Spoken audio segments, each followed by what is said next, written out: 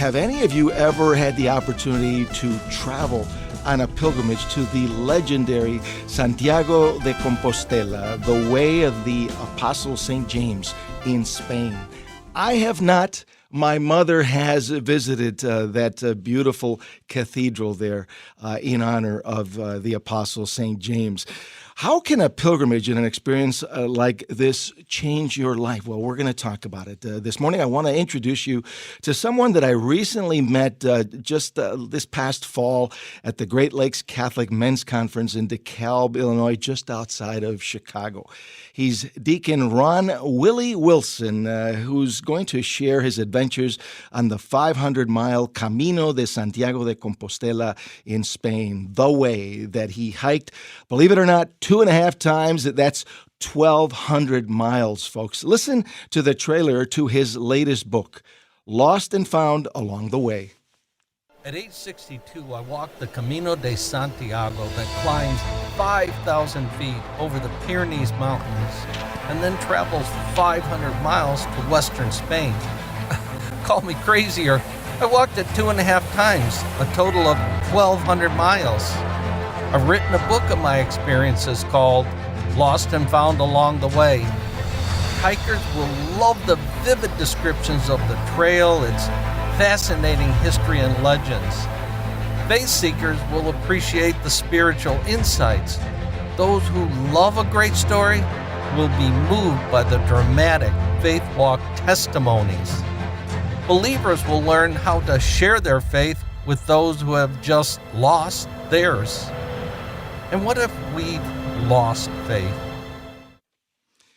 Joining us live this morning from the Chicago area is Deacon Willie Williams with much more on his book, Lost and Found Along the Way. In fact, I have my very own copy here, autographed by the good deacon here in studio this morning. Deacon Willie was ordained a Catholic deacon back in 1994. He leads church missions. He serves as clergy for prison retreats and homeless shelters.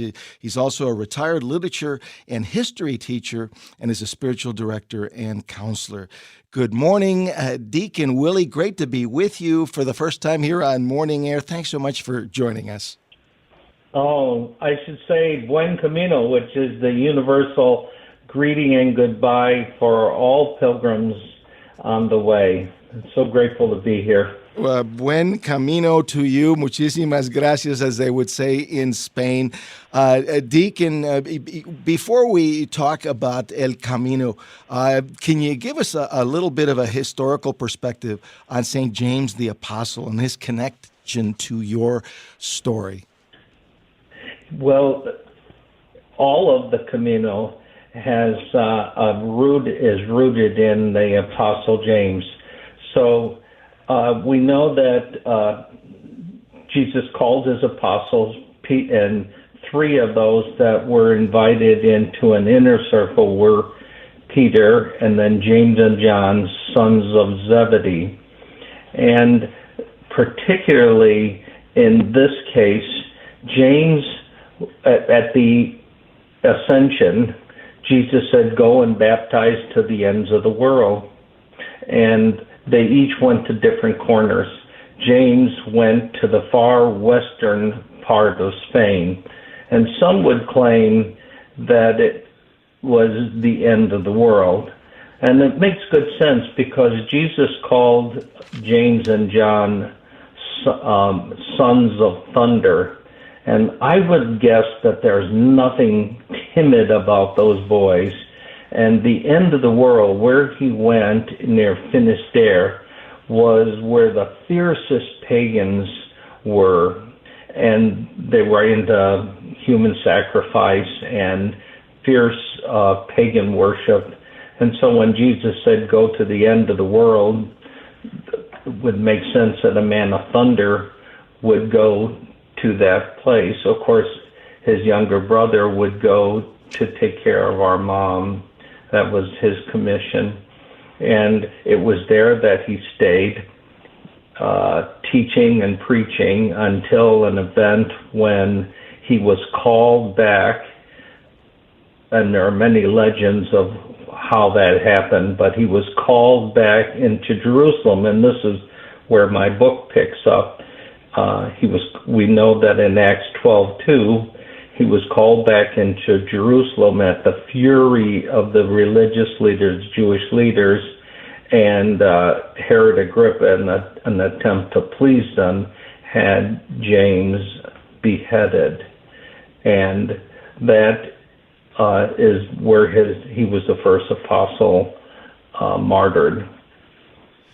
And in fact, just a couple of years ago, I believe that there was a year dedicated to St. James the Apostle. Oh, my. He is the hero of Spain. All throughout Spain, you would see statues and churches that have pay him great honor for what he had done. Okay, Deacon Willie, I think what you have done is absolutely remarkable. Tell us what inspired you to answer the call and walk 500 miles on your first Camino pilgrimage at age 62. Mm-hmm. Well, I'd have to take you back to 2012. I was experiencing a profound dryness in my prayer time, and I had 2 years of that. And I had a wise spiritual director who said, just keep pushing, and push meant pray until something happens. And that is the spiritual advice during those desolate periods, is just to remain faithful. And I did, even though I got nothing out of it. My prayers seemed to bounce off the ceiling, but I remained faithful. And I know the day, particularly on March 23rd, 2012, there's no magic to that day. It just happened to be the day the Lord blessed me with a vision, a deep intimacy with him. And I saw on that day a clay trail with red poppies, tall barley grasses, and what I learned to be canola fields. There were knee-high shrubs abundantly covered in lemon yellow flowers, and tall mountain peaks, snow-capped peaks. And I was confused. I remember being so deep in prayer in this vision. I was asking, Lord, where am I? And I had a connection then to the movie The Way by Martin Sheen and Emilio Estevez. And I started putting the connection. I said, Lord, is this where you're asking me to be? I've never walked. And then I started with kind of a litany of arguments. I've never walked that far. I don't have the money. I'm overweight. Couldn't we just walk the neighborhood and be friends, and I'll listen to you there? And he let me go on with my worries. And a moment of silence came, and I believe I heard these two words just resonate in my soul: have faith. Just those two words, have faith. And they have been my power source throughout my life. In every lost moment, is just have faith. And that mantra powered me through 13 months of preparation, just with the belief that there was something there he wanted me to experience, and I did. I experienced a tremendous intimacy with him. It's like anything you have while you're in nature. There's a sense of his presence. Well, you imagine 33 days of that. Well, Deacon Willie, you not only have done this one time, which is pretty amazing. Most people can't even imagine what 500 miles is like, but you've done it 2.5 times. Can you talk about just how challenging it is to walk the Camino de Santiago Again, you did it again, and just for good measure, another couple of 100 miles the third time. Yes, and each time was prompted by an intimate little prayer time before. I finished the Camino, and I thought, oh, that's it. That was one and done. And then something new of an invitation during my prayer time. But the trail itself has intense challenges. The first day is a 5,000-foot climb, and you're leaning right into your boots. That's how it starts the first day. The first part of the trail is you're going through some pretty strong undulations. There's a second phase to it. It's called the Meseta, and that's pretty level. That's actually a pretty pleasant walk. Some find it almost too boring. And then the final third, it reaches elevations higher than the Pyrenees, and it levels off to absolutely pleasant and gorgeous part of the trail in the final third, and some of the holy shrines there. But your body pays the price for it. I've had 9 of my toes that would be blistered, and you go there expecting to have blisters. Some escape them. I did not.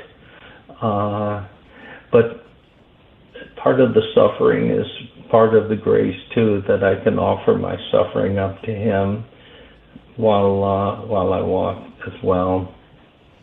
We're joined this morning by Deacon Willie Williams from the Chicago area. He's a Catholic deacon, a retired history teacher, talking about his experiences and his most recent book called Lost and Found Along the Way, his journey on the Camino de Santiago de Compostela. Deacon Willie, you had so many spiritual insights and experiences and miracles along the way that you have compiled in your book. Can you talk a little bit about how you decided to put it all together and actually put it in writing? Yeah, I blogged my experience, and little did I know that that's what created my fan base. My first Camino had, in that month that I had walked, I was just sharing my heart and what experience I had, and it turned out in that month's time I had 10,000 hits. And Wow. Then people would say, go back, you need to walk again, go and write some more. And just turned out that the good Lord pressed upon my heart for a second and a third. And it was from the blog entries that I wrote the experience. But I found that people wanted 3 things in the stories. One, they want to know the Camino. And I formatted my book and the chapters in this, the Camino. They want to know, what do you see? What is the interesting parts of the trail? Some of the legends, some of the history, the geography. If I were going to go, what would I see? So walkers want to know things like that, people interested in some of the history, because it's 1,200 years old. It started with the discovery of the apostles' remains back in 800. Then they want to know, well, what did you get out of it? What did the Lord speak to you? What did you get out of it? And I call that my Camino. And I do share the more intimate conversations of what my conversation with Him would be and what I think He was sharing with me. So I invite people into that prayer relationship so that it related to the time of where I was walking. If it might be something about my inability to forgive myself, and related to an event while on the Camino. While I'm sharing that, I'm experiencing it. I'm sharing how I'm reflecting upon it. And then the third part is I recognize people will listen to that for a while, but they get to, so what's in it for me? Like, that's nice for you, Deacon Willie, but what would I get out of it? And just because of years of training to be a spiritual director and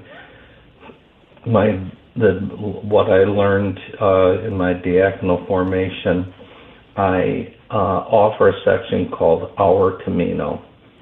So I offer advice for their spiritual growth related to it, which left a one more piece that I just saw screaming is like, what's a living example of that advice? And I have living testimonies of faith walk stories, and I have people who have graciously offered their faith testimonies that illustrate the message of the chapter. And John, these stories could be on 60 Minutes. I take no credit for them. Sounds fantastic. Deacon Willie, we're just about out of time. I so much appreciate you being with us. Just outstanding testimony of your experiences in this historic Camino de Santiago. How can our listeners get your book? It's on Amazon. They can go to Amazon. Title of the book is called Lost and Found Along the Way. They can also see videos that I have produced and a gallery of photos. There's many things on my website of the same name, lostandfoundalongtheway.com. Outstanding.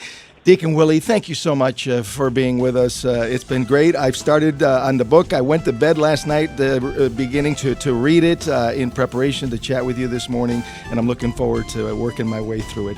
Many blessings to you in your ministry. Thanks again. Buen camino, John. God bless you. Que Dios te bendiga. Deacon Willie Williams, the author of Lost and Found Along the Way.